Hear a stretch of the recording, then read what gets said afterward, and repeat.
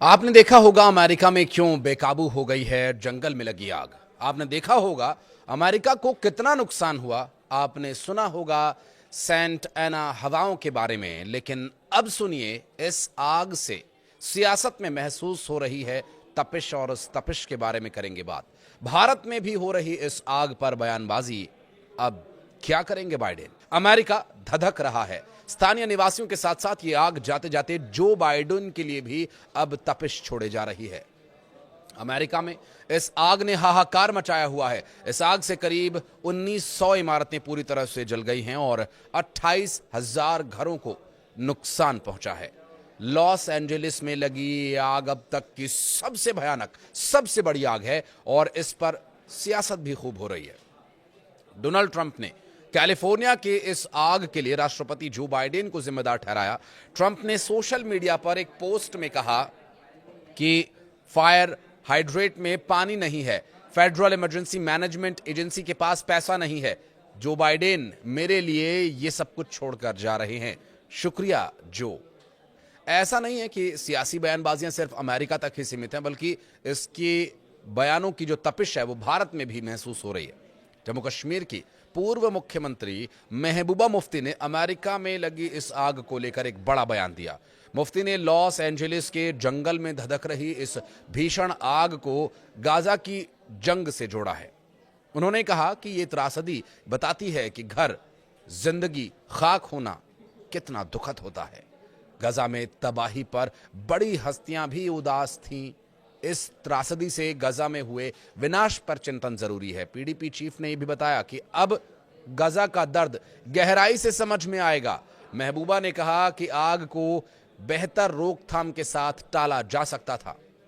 उन्होंने कहा कि गाजा में तबाही इजरायली सरकार के एक्शन का नतीजा है और विनाश देखने वालों को अब गहराई से समझ में आएगा कि गाजा का दर्द क्या है, वो दर्द जो घरों और जिंदगियों को खत्म होने पर महसूस होता है। लॉस एंजलिस और आसपास के इलाकों में जंगल में लगी हुई आग की वजह से हड़कंप मचा हुआ है। 10,000 से ज्यादा घरों और बिजनेस आउटलेट्स और दूसरे इंफ्रास्ट्रक्चर्स को तबाह कर रही है ये आग। इतना ही नहीं, इस आग की लपटों से कम 10 लोगों की जान जाने की भी खबर सामने आई और लगभग 1,80,000 लोगों को अपने घर छोड़ने पर मजबूर होना पड़ा। गुरुवार शाम को एक बार फिर से आग भड़क उठी और इसके बाद ये आशंका बढ़ गई कि आने वाले दिनों में संकट और भी अधिक गंभीर हो सकता है। इस आपदा को लुटेरों ने अपने लिए अवसर बना लिया और जमकर लूटपाट भी हुई। लॉस एंजलिस काउंटी के शेरिफ रॉबर्ट लूना ने बताया कि मंगलवार को पहली जो आग लगने की सूचना मिली, आपदा क्षेत्रों में लूटपाट की रिपोर्ट के बीच लगभग 20 लोगों को गिरफ्तार किया गया।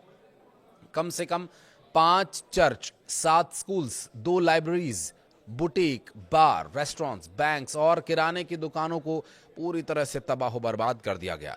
यहां विल वेस्टर्न रेंच हाउस और टेपांगा रेंच मोटली में भी तबाही हुई और सरकार ने अभी तक नुकसान की लागत या फिर कितने स्ट्रक्चर्स चले हैं इसकी कोई ऑफिशियल जानकारी साझा नहीं की है।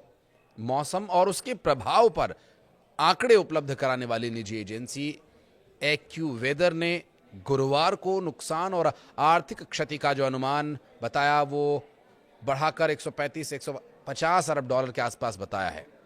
दरअसल पासाडेना के पास ईटन में लगी इस आग में 5,000 से ज्यादा इमारतें जल चुकी हैं, जबकि लॉस एंजलिस और पैसिफिक पैलेडेट्स में लगी आग में 5,300 से ज्यादा इमारतें तबाह हो चुकी हैं। लॉस एंजलिस काउंटी शेरिफ ने कहा कि जले हुए इलाकों की तलाशी के दौरान मरने वालों की संख्या बढ़ने की संभावना है, लेकिन आग वाले इन इलाकों के अंदर की स्थितियों की वजह से काम में बाधा आ रही है। लॉस एंजलिस के मेयर कैरेन बास ने कहा कि गुरुवार शाम को आने वाली तेज हवाओं की वजह से आग और भड़क गई और उस पर काबू पाना और भी मुश्किल हो गया। अधिकारी आग पर काबू पाने के लिए संपर्क कर रहे हैं, लेकिन मृतकों की संख्या बढ़ती ही जा रही है। 10 लोगों की मौत की पुष्टि हुई है। जले हुए घरों के अवशेषों से पीड़ितों को निकालने के लिए टीम्स भरपूर प्रयास कर रही हैं और इस आग ने पॉश एरिया में बने घरों को बर्बाद कर दिया है। कई ऐतिहासिक इमारतों को खत्म कर दिया है। इसमें टोपांगा रेंज मोटल और will Rogers western range house शामिल हैं। ये इमारतें 1920 के दशक की थीं। मालिबू में समुद्र के किनारे बने खूबसूरत घर अब मलबे में तब्दील हो चुके हैं और इनके केवल जले हुए अवशेष ही बचे हैं। आग की वजह से बड़े पैमाने पर लोगों को निकाला गया है और भारी धुएं की वजह से शुक्रवार को शहर के स्कूल्स बंद कर दिए गए।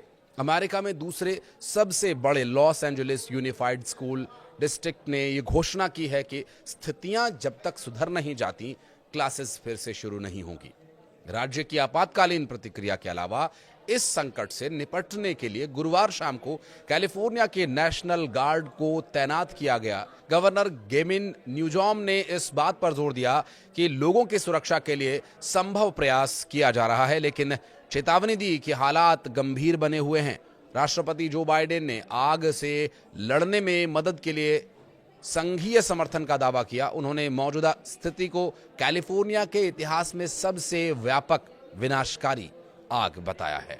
बहरहाल इस आग के जल्दी बुझने की हम उम्मीद करते हैं और सियासी तपिश कुछ कम हो, लोगों का नुकसान कम हो, ये हम उम्मीद करते हैं, क्योंकि कई सेलिब्रिटीज़ के यहाँ पर घर थे जिन्हें छोड़कर भागना पड़ा। बहरहाल ये आग कब तक बुझेगी, ये यक्ष प्रश्न बना हुआ है।